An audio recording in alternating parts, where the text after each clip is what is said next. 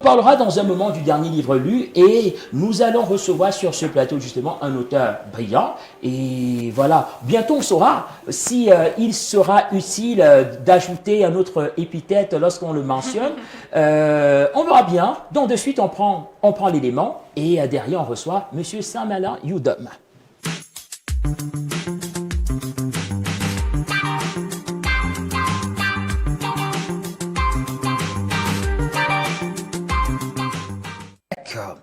Le dernier livre lu, Paulin, ce que tu as fait. Vous savez ce que Paulin a fait? C'est pas gentil du tout. Paulin a profité de ce moment de distraction pour rajouter un truc de fort dans ma boisson. Mais Paulin, faut bien que je reste lucide jusqu'à la fin, Paulin. Non, pourquoi tu fais ça? Non. En fait, monsieur le professeur, en fait, nous avons constaté aussi que pour être mieux inspiré et un peu plus boosté, il fallait un peu de boost. Incroyable. Le dernier livre lu aujourd'hui, nous recevons justement Sam-Alain Youdom, qui est animateur, homme de médias, stratège en communication et aujourd'hui écrivain. Il a fait l'expérience, pour parler de son actualité, avant d'évoquer la question du dernier livre lu, il a fait l'expérience du Covid et il a paru également sous sa casquette d'écrivain ce livre sorti du piège de la Covid-19. Donc voilà justement le livre et je pense que nous avons également l'affiche justement dans notre en machine. Donc voilà, non pas celui-ci, non ça c'est pas cette affiche, l'autre affiche. Voilà cette affiche justement, nous l'avons. Donc voilà l'intitulé du livre de Sam-Alain Youdom, préfacé par le docteur Kermé Marilyn et puis postfacé par l'artiste musicien Dedi Eyango. Sam-Alain, bienvenue sur le plateau. Bonjour à tous les téléspectateurs de B-News. Je suis très heureux d'être là. C'est la première fois que j'ai la chance d'accéder à vos locaux et d'intervenir sur votre antenne. Tout à fait. Et voilà, le rendez-vous, c'est tous les dimanches. Et aujourd'hui, avec vous, on inaugure justement cette rubrique, puisqu'il est question pour nous également, à travers ce programme, de promouvoir la lecture. C'est important de le faire d'ailleurs, que la situation en termes d'intérêt pour la lecture dans notre pays est préoccupante. Oui. Et donc, je pense que chacun à son niveau, qui a la possibilité d'aider peut-être à inverser la tendance, doit le faire. Parce qu'il faut rappeler aux gens, la connaissance est dans le livre et nulle part ailleurs. Pour certains, on se dit qu'avec l'explosion des nouveaux médias, notamment d'Internet, on peut contourner la lecture, alors que c'est pas possible. Parce que dans le livre, on a au moins la garantie que ce qu'on y met a un sens. Tout à fait. Sur Internet, je crois qu'aujourd'hui, des études sont en train d'être faites. Ça va dans tous les sens. Ça va dans tous les sens. En majorité, tout ce qui... Je crois qu'on y reviendra parce qu'on parlera justement de l'intérêt que vous avez porté à votre dernier livre lu, qui d'une certaine façon traite également de ce tri lorsqu'il s'agit d'informations. Et parlons du piège, en fait, de votre dernier livre sorti du piège de la Covid-19. Le livre, il est paru récemment. Il est paru au mois d'octobre. Dans quelles circonstances? Chez les éditions Proximité. Oui. Alors, il est paru dans les circonstances relatives à la pandémie. Je crois que son titre est assez évocateur, avec l'avènement de la pandémie, qui est un phénomène contemporain inédit pour la société contemporaine. On a quand même tous été impressionnés au début par le déferlement de nombre de victimes, nombre de morts à travers les médias à longueur de journée. Et alors, en tant qu'homme de médias, été une victime ou alors il a réussi à contourner justement Oui, j'ai été une victime, mais mon livre ne parle pas que de moi. Mon livre parle également de cette pandémie inédite. Je l'ai dit, c'est un essai. Mon livre parle de sa gestion, mon livre parle du fait que la pandémie a bouleversé le monde aujourd'hui sur tous les plans et que ça restera un graveur, ça restera marqué à jamais. Tout à fait. Un marqueur, j'allais dire, qui sera gravé à jamais dans la vie du monde contemporain. Donc c'est pour ça que j'ai pensé qu'il fallait écrire, qu'il fallait immortaliser cela. Tout à fait. Et j'étais un regard d'homme de médias sur ce phénomène. Sur ce phénomène-là. Sorti du piège de la Covid-19 et le livre qui a été bien reçu par le public et la critique. Oui, j'ai eu beaucoup de chance, grâce à Dieu. C'est ma deuxième expérience dans l'écriture, c'est mon deuxième projet, mon deuxième ouvrage. Je comprends aussi qu'après, le sujet dont il traite est un sujet d'actualité, donc du coup, tout le monde avait de l'intérêt. Et en plus, ayant fait la maladie, comme je l'ai dit, ayant connu la phase sévère de la maladie, je rends grâce à Dieu aujourd'hui parce que je suis presque un miraculé de la Covid, parce que étant allé jusqu'à une sévère détresse respiratoire, je crois que tout cela a aussi suscité beaucoup d'intérêt sur l'ouvrage, mais aussi ayant décidé de porter la parole et par la suite d'aider les gens à prendre la parole, à dire que la maladie existe pour contribuer à déconstruire un tout petit peu le scepticisme qui entoure cette pandémie, a fait que vraiment il y a un grand intérêt porté à cet ouvrage. Et maintenant, si on rentre dans le vif du sujet, Saint-Merlin Yudom, la question, je vous la pose. Votre dernier livre lu? Alors, je suis en train de lire un livre en ce moment que j'ai d'ailleurs amené sur ce plateau, que tous les professionnels de la presse connaissent certainement bien, pratique du journalisme, que je relis pour la 4e fois. C'est un livre d'Henri Schulte et de Marcel Dufresne.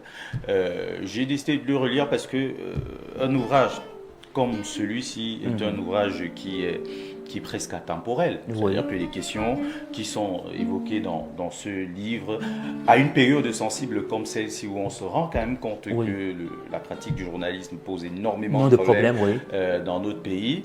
Et aussi parce que lorsqu'on fait ce métier, on a le devoir de se réinventer, d'apprendre tous les jours. Exactement. C'est une des professions où vous êtes obligé de vous mettre à jour. Donc j'ai décidé je suis en train de c'est ça qui a motivé votre intérêt pour ce livre-là. Et si on vous demandait de manière synoptique votre fiche de lecture, qu'avez-vous retenu? Alors ce que j'ai retenu, c'est la difficulté que les auteurs évoquaient déjà dans le livre à pouvoir utiliser les nouveaux outils du journalisme. Et parmi ces outils, il y a notamment le digital. Le digital. Donc, on en parlait d'ailleurs tout à l'heure. Oui, donc ils évoquent et ils évoquent avec beaucoup d'éléments et également l'économie des médias, l'économie relative à la consommation même des produits des médias. Vous vous rendez compte qu'aujourd'hui, il y a un débat qui est latent, celui de la presse écrite qui est en train de disparaître. Et j'ai justement lu cette publication d'Aman Mana qui a dit que lui, il taxe certains, il mentionne aujourd'hui ce qu'on appelle les journalistes de WhatsApp. C'est-à-dire que des gars qui vont produire justement des unes, mais après vous n'allez retrouver le journal nulle part en presse papier, mais après ils vont demander également à bénéficier des subventions. Voilà, donc c'est ces questions-là. Voilà, ça fait partie des dérives qu'on observe en ce moment dans et si le fond, c'est parce qu'il est difficile aujourd'hui de s'adapter à un environnement qui est devenu extrêmement complexe. C'est-à-dire que la presse doit se réinventer. Tout à fait. Et dans cet ouvrage de Henri Schulte et Marcel Dufresne, je crois qu'il donne beaucoup d'éléments, il donne beaucoup de palettes. Tout à fait. Et dire que c'est un ouvrage qui date quand même, et qu'ils avaient été avant-gardistes et donner déjà un certain nombre de clés qui peuvent aider aujourd'hui ses confrères ou ceux qui pensent qu'il est important que la presse survive, peut-être à voir comment il faut réorienter un tout petit peu les affaires dans ce secteur. D'accord, donc voilà justement le livre en question, Pratique du journalisme, qui est le dernier livre lu et le livre qu'il continue de parcourir, notre cher invité, Monsieur Saint-Merlin Yudom. Et puis voilà, on a évoqué justement la raison d'être de cette rubrique, favoriser justement la lecture, susciter cette posture-là auprès de ceux qui nous regardent. Vous voyez que la lecture, comme l'a si bien évoqué Saint-Merlin Yudom, enrichit. Alors, on a oublié quelque chose, mais monsieur le mixologue, notre invité, on ne déroge pas à la tradition. Non, il était tellement captivant qu'on s'est dit, bon, voilà, on écoute. Voilà. Ouais, après, maintenant. Enfin, je comprends, moi je me sens marginalisé. Maintenant, si vous avez enfin l'intention de vous laver Paula ne va pas se faire prier. Et tout. Parce que je crois qu'à la télévision, à la maison, on a bien vu que voilà. Quand on fait les tours, il y a quand même une marginalisation. Bon, après, allez, Saint-Merlin, on va terminer par cette autre question, c'est-à-dire que le livre en question, qui est le vôtre, le dernier livre lu, à qui vous le recommandez? Alors, ce livre, je le recommande à tous les professionnels de la presse, à tous les gens qui rêvent de faire ce métier, de pratiquer le les journalisme apprenants également. et tout, à tous les étudiants. Oui, Et voilà. tout, c'est un livre c'est un ouvrage qui est riche, enfin il y en a dans ce secteur relatif au journalisme, mais je pense qu'il a quelque chose d'exceptionnel, que les auteurs ont été très avant-gardistes sur beaucoup de questions.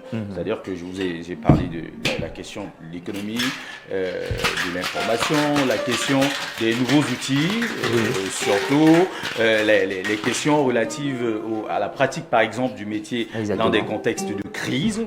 Vous comprenez Ça aussi, c'est important, oui. Voilà, donc, comment est-ce qu'on traite une information?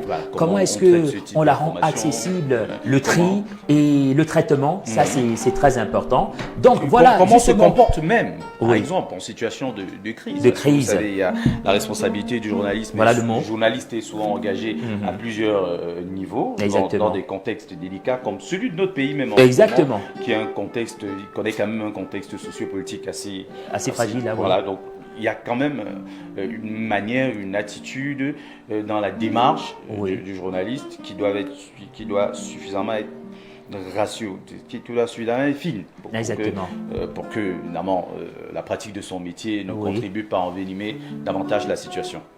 D'accord, le message est passé. Allez, je rappelais également à l'entame de l'émission, allez-y, vous faites pas prier pour l'un, tu vas passer s'il te plaît comme d'habitude. Comme d'habitude. Il y a mis un peu de fort. Un peu de fort, est-ce qu'il y a un peu de fort? C'est le week-end, tu peux te permettre quelques excès. Il aurait dû demander mon avis. Faut que je demande de mettre un peu plus. Un peu plus. Non, tes habitudes, on les connaît, on sait que ce genre de choses, Et je précise également, Saint-Malin-Youdam qu'on retrouve également à la radio sur Calac FM.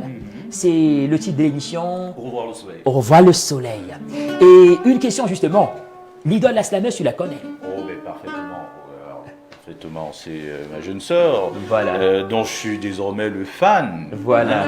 Je suis heureux d'être son fan. Mais je pense que tu prendras encore plus de plaisir à l'introduire parce qu'elle n'est pas loin, elle va nous retrouver dans ce studio. Et avant de partir, je te donne la main pour que tu l'introduises et derrière son vidéogramme et ensuite on la reçoit. Attends, l'introduire seulement ou ouais, tu l'introduis. Parce que je vais aller plus loin. Ah oui, tu la retrouveras dans les couloirs. De la prendre dans mes bras. Dans les couloirs, ce sera possible. Pour la congratuler à la télé. Alors, chers téléspectateurs de B-News One, je remercie d'abord Toby de m'avoir honoré en m'invitant donc dans cette belle émission, cette magnifique émission. Maintenant, pour la suite, on va accueillir une chanteuse, une artiste. Voilà, parce que elle n'est pas seulement chanteuse. D'ailleurs, ses tout débuts, c'est à travers le slam, qui est un genre nouveau, qui est un genre que l'on découvrait, mais elle avait décidé de sortir des sentiers battus et de se positionner sur ce registre-là qui était quand même osé, parce que n'ayant pas un public suffisamment connaisseur ou suffisamment prêt à accueillir. Ensuite, on l'a vu glisser progressivement et enrichir son éventail, son horizon, en entrant dans le chant. Et aujourd'hui, elle a un titre qui marche super fort aux côtés d'un chanteur que nous on aime aussi, et elle fait une belle carrière où, au-delà de produire des titres, elle anime régulièrement des ateliers dans le slam. Je peux passer toute la journée.